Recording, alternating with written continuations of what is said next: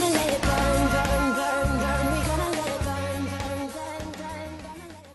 We had thought of trying to make it a bit wider, but we wanted to keep all the heat sort of concentrated, and some of the wider ones, they seem to get wetter, and they might have dried out quicker, but when ours sort of got wet, it almost acted like a bit of a haystack. There was moisture coming from underneath, but that was only after a lot of rain.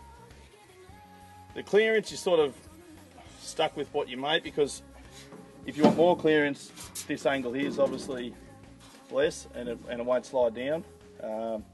Just whatever your tow bar is, I think. Obviously the higher the better, but when you pull up, all the canola's straws sitting right there anyway, it just sits up on top of it. So if you're going to pull up, either do a loop or pull up and make sure there's nothing behind you, just back up as quick as you can.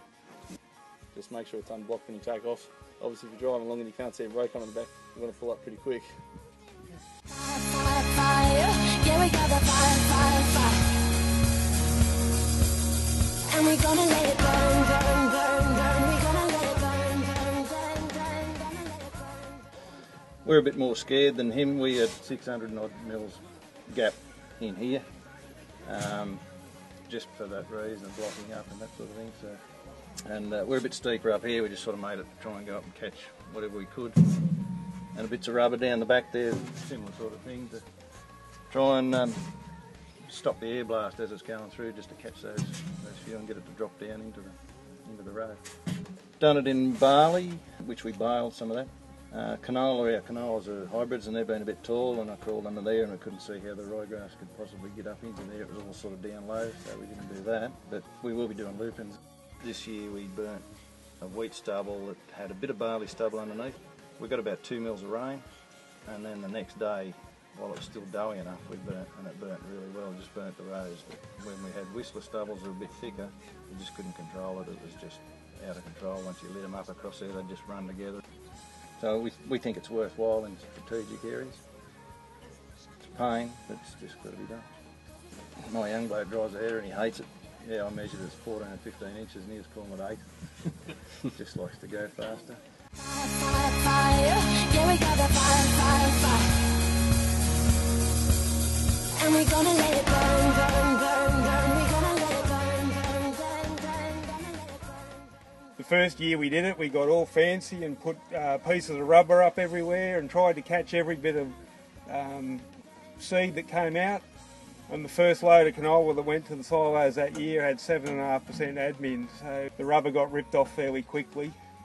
And because it looks terrible still that there's seed going over the side and that, but it doesn't. It seems to collect most of it in the row. We just spray it after it's been windrowed. The section control stops the double overlap, and so the combination of windrow burning and spraying after windrowing, we've gotten some pretty messy paddocks back to almost spotless. One of the cleanest paddocks we've got is where we grew lupins, windrow burned it, grew canola, windrow burned it and sprayed it when we windrowed, and it's got wheat on it this year, and there's not a plant of ryegrass in there. Fire, fire, fire. Yeah, we got the fire, fire, fire. And we gonna let it burn, burn, burn, burn. We gonna let it burn, burn, burn, burn. Gonna let it burn. To mount this on properly, you have to take the spinners off the header, and they've got hydraulic motors on them and they're fairly heavy, and it's a fairly good lift to get them off.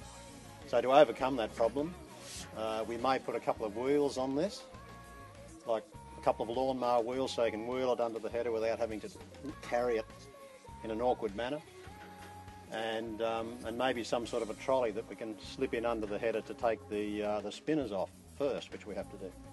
We have done a few wheat stubbles and nearly all our canola. The canola windrow burning is probably more successful than the wheat windrow burning.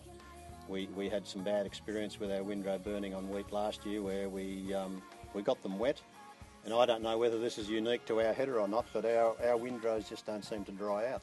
Well, we had a fairly dry period before sowing last year. I think it went 5 weeks, and they were still wet underneath, but we burnt them anyway. But it did leave an inch or two of residue that didn't get burnt. But it just meant that all our weed seeds didn't get fried. Fire, fire, fire. Yeah, we got the fire, fire, fire. And we gonna let it burn,